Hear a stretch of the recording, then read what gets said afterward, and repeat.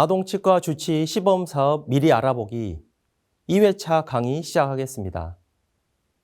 광주광역시 치과의사의 보험의사 김동준입니다. 저는 현재 광주광역시 치과의사회의 보험의사를 맡고 있습니다. 요양기관 정보마당에서 환자 등록, 결과 입력, 리포트 제공 등 모든 것이 이루어집니다. 즉, 직원 한 명은 계속 입력 작업을 해야 하는 현장에 어려움이 있습니다. 그러므로 홈페이지 내용을 미리 숙지하고 있으면 서비스 받을 아동이 왔을 때 신속한 처리가 가능합니다. 아동치과 주치 서비스 대상자가 작성해야 할 서류입니다. 당연히 보호자와 함께 방문하는 것을 원칙으로 합니다. 아동 등록을 위한 홈페이지 화면인데요. 보호자의 연락처뿐만 아니라 인적 사항까지 다 기입하게 되어 있어서 가끔 이 부분에 대해서 거부감을 표현하는 분들도 계십니다. 아동치과 주치 서비스 등록번호를 부여받게 됩니다. 시행 초기에는 이 12자리 등록번호를 청구할 때마다 청구 프로그램에 입력을 해야 했습니다. 만약 번호를 잘못 적게 된다면 급여 지급에 문제가 당연히 생기게 되겠죠. 그래서 보험 틀니나 임플란트처럼 등록번호를 적지 않고 청구가 가능하도록 관계기관에 건의를 하였습니다. 8월 하순부터는 등록번호를 입력하지 않아도 청구가 가능합니다. 시범사업이 끝나고 본 사업이 진행이 되면 더 편하게 청구가 가능하겠습니다. 문진표를 입력하는 홈페이지 화면인데요. 문진표를 미리 출력해 두어야 합니다. 그래야만 홈페이지에 입력하기 편합니다. 이 문진표의 내용은 최종 구강건강 리포트의 중요한 판단 근거가 되기 때문에 보호자와 아동이 함께 작성하도록 합니다. 문진표 작성이 끝나면 아동은 진료실로 입장을 합니다. 28개의 치아의 발육 상태, 치아 상태에 대한 검사를 받고 미리 설정해둔 번호로 이 내용을 전부 입력해야 합니다. 그렇기 때문에 일반 진찰과는 비교가 되지 않을 정도로 상당한 시간이 소요됩니다. 즉, 전산 입력용 용지를 준비하여 홈페이지에 각 숫자 값을 입력할 수 있게 하는 것입니다. 구강위생검사는 현재 착색제 구입을 할 수 없는 상황으로 음식물 잔사 검사로만 100% 진행을 하고 있습니다. 치아 상태 검사는 치료 필요 우식치아, 관찰 필요 우식치아, 우식 발생 위험 치아 등 상당히 학문적으로 접근을 합니다. 이건 개인적인 생각인데요. 이 연령대에서 관찰이 필요한 우식치아를 구별해 두는 것이 의미가 있는지 조금 의아하긴 합니다. 치아 상태 검사는 조금 간소화했으면 좋겠다는 게 시범사업에 참여하는 요양기관들의 공통된 의견입니다. 표준 진료 매뉴얼의 내용인데요.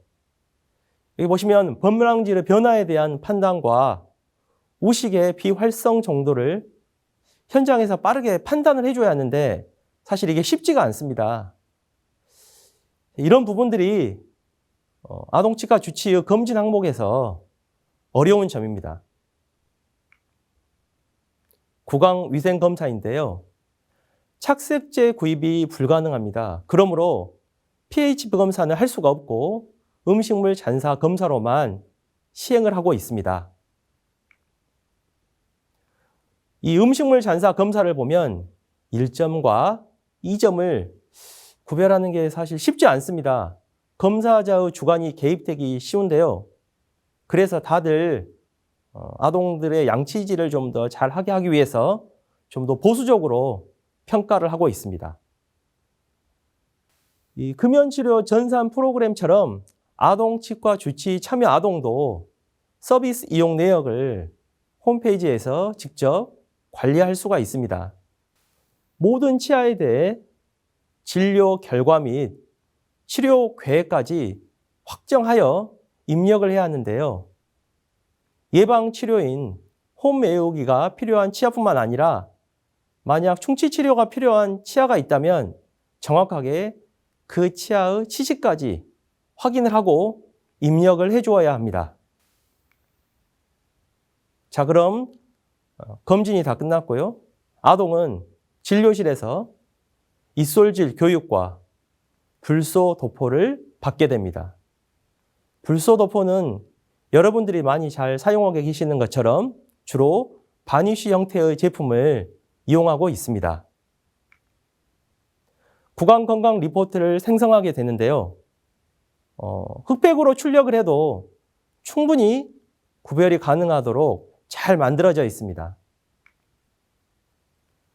구강검사 결과, 생활습관 위험도 등 검진과 문진을 통해 얻은 정보를 입력하여 리포트 형태로 제공합니다. 이 부분은 보호자들의 만족도가 높습니다. 다만 서비스 시행 당일 출력, 교부를 해야 하기 때문에 현장에서 이 당일 출력과 교부에 어려움이 있습니다. 차후에는 건강검진처럼 이메일이나 우편 등을 통해서 검진 이후에 교부하는 방법으로 개선을 해주셨으면 하는 바람이 있습니다. 구강건강 리포트인데요.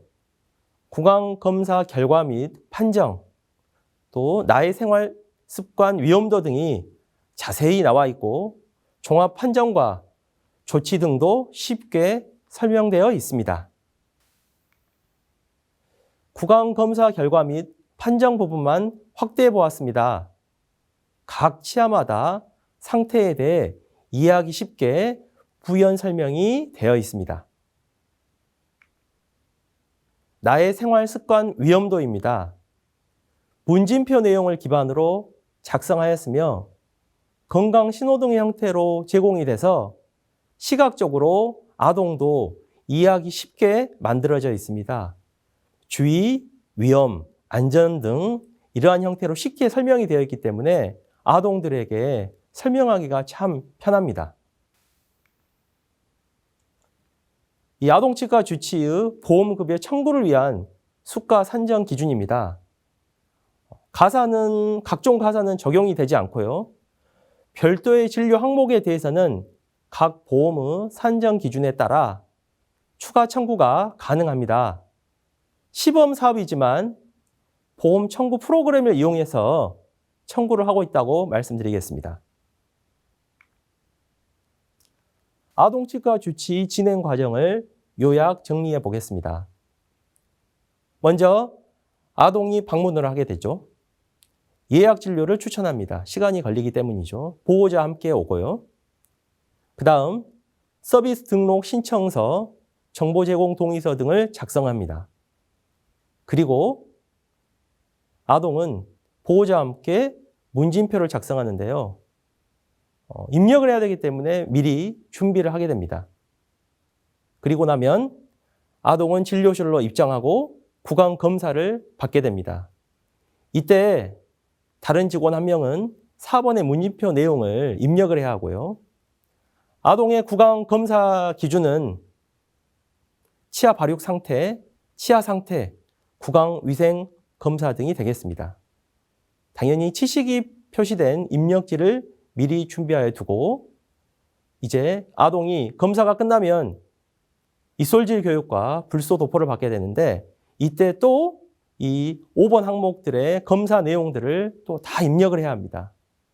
그렇게 입력이 다 되어야만 최종적으로 구강건강 리포트가 출력이 되고 교부하고 설명을 해줄 수 있게 되는 것입니다. 개인적으로 아동치과 주치 시범 사업에 대해서 의견 및 건의사항인데요. 시범 사업이 코로나19와 함께 겹쳤습니다. 그래서 시행 초기에 적극적으로 홍보하기가 어려웠습니다. 그러므로 이 참여율에 관심이 많은데요. 참여율에 대한 평가는 좀 코로나19와 겹쳤다는 이 점을 좀 고려했으면 합니다. 그리고 요양기관 정보마당에서 등록을 해야 하고 문진표 작성 후 입력, 그리고 검진도 치 하나하나마다 숫자로 기입해야 하는 등 절차의 번거로움 등이 있음에도 불구하고 수가는 상당히 낮다는 참여하는 요양기관들의 불만이 있습니다. 그럼에도 불구하고 예방진료가 처음으로 보험진료에 도입됐다는 사명감으로 시범사업을 진행하는 지역의 참여치과 의원들은 열심히 시행하고 있습니다. 시범사업 이후에 올바른 평가와 보완이 이루어져서 정식 진료 항목으로 도입되기를 간절히 바랍니다. 경청해 주셔서 감사합니다. 아동치과 주치 시범사업 문의는 건강보험공단 급여사업실 그리고 건강보험심사평가원 의료숙화실로 문의하실 수 있습니다. 강의 내용 중에는 개인적인 견해가 포함되어 있고 혹시 내용에 오류가 있을 수 있음을 미리 말씀드립니다.